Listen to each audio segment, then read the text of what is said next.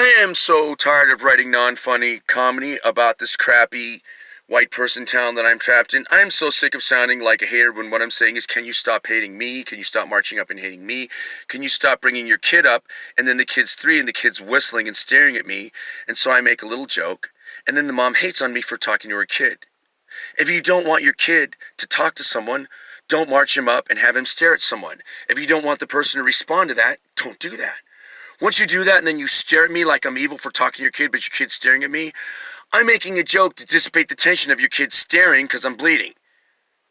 Don't march your kid up to the bleeding man and then hate on the bleeding man for your kid, staring at him and the bleeding man saying, "Hey, dude, how are you doing today? Are you whistling or singing? Hey, look at that kid. He's got a cowlick." Really? This is a town so white that they dial 911 because I'm in a bad mood. I was not able to process for the first 6 months that I was here that this is a town where people hate comedy, have no sense of humor, don't know that once you break your funny bone, it will never heal. It is the one bone in the body that will never heal. You're permanently white, permanently politically correct, permanently full of shit, permanently pious and condemnatory and silent.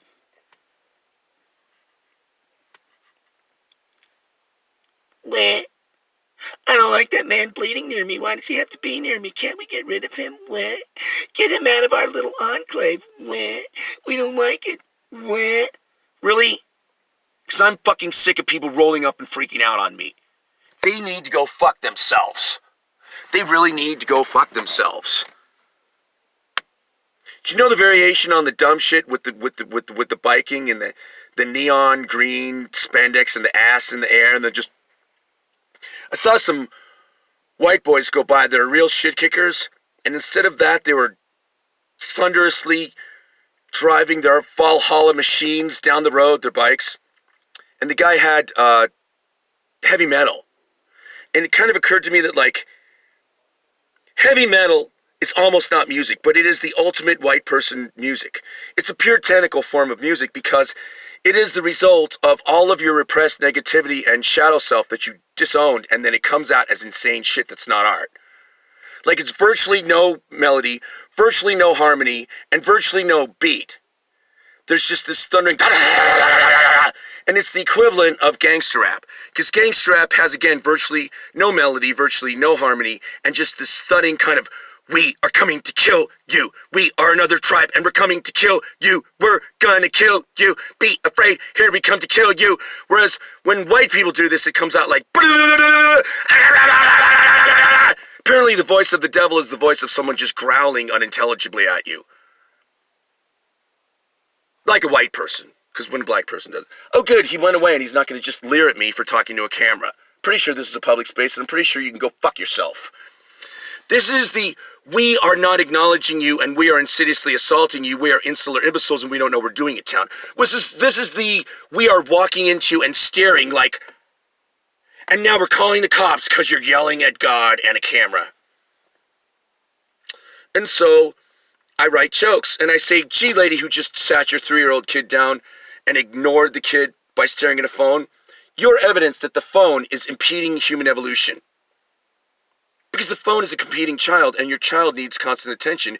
And the phone is another child with no thoughts of its own, no emotions of its own. It is a narcissistic reflection of you. It vindicates your insular bias and it wants to sell you shit. It gives you the illusion of communication, the illusion of friends. And meanwhile, your beautiful miracle of a 3-year-old child is sitting there going, "Mommy, I need to talk to you. Mommy, I'm worried. Mommy, I'm alone. Mommy, I'm this cute little boy with a cowlick, and I'm staring at that other little boy talking to that bleeding man, and I'm saying, I want to befriend him." And the man is saying, "Why don't you talk to the boy with the funny hair? Look how cute he is. Doesn't he have a cool haircut? Hey, talk to him. Because I don't want you staring at me, and he's lonely because his mom's paying attention to a phone." The phone is a competing child. The phone says, "Hey, pay attention to me. Don't pay attention to your kid. Pay attention to me. I want to sell you some shit. There's a story. Your friends on the social network are going, hey, what's that bleeding guy doing in here? Get him out of here. Oh, he's near my kid." You're ignoring your kid. Your kid notices a guy who's beloved by animals and children because they are good judges of character and you are an imbecile. That guy that rolled up, He knows me, sees me sitting here every day screaming. Guy marches in front of the coffee house. I'm talking to no one other than people that march up and hate on me. Yes, I'm yelling in a phone, and I'm doing it to annoy you. Yes, I'm talking real loud next to your vehicle because I don't want to wake up the homeless man. Yes, I'm leering at you like I'm allowed to kick you out because it's a stupid, condemnatory, silent, scarlet letter twat of a town. And again, I apologize to vaginas everywhere. People think this is appropriate, and I'm sick of thinking about it. I didn't know that white people could be this dumb. I didn't know that people could be this dumb. It's this herd-like kind of... And you know, these aren't funny jokes. It's a town so white you call the cops on me for a bad mood. It took me forever to confirm that I got kicked out of the co-op because I'm at the back of my truck, eating the food purchased there, not bothering anyone, and making fun of Don Trump. I'm being... These people are trying to arrest me for thoughts and emotions they don't like that I'm just experiencing and not even telegraphing. Because even when I'm not yelling, and even when I'm not working up comedy, and even when I'm not bleeding, and even when I just want coffee, just like they want coffee, they hate on me in a way just for walking into the noble coffee house like I just shouldn't exist, and it really makes it hard to not be suicidal when everyone wants you dead. And people keep looking at you in a way that if looks could kill, I'd be dead 1,000 times a day, but no one ever actually steps up, takes a swing, or actually kills you. And I make stupid jokes like, I think it was Alexander Hamilton who said, stop with the hateful bullshit. Give me socialism or give me death squads, but can I get away from you evil pieces of shit in this puritanical clusterfuck called dystopian America? I'm looking at myself and I'm going, are we good? I don't know, watch it. I'm tired of being cute. I'm tired of being angry. I'm tired of being anything. I'm tired of being in public. I'm tired of people hating on me. And I just didn't know that people could be this insular, obtuse, oblivious, hating on people for feeling or thinking anything original and dumb. I did not know that people could be this...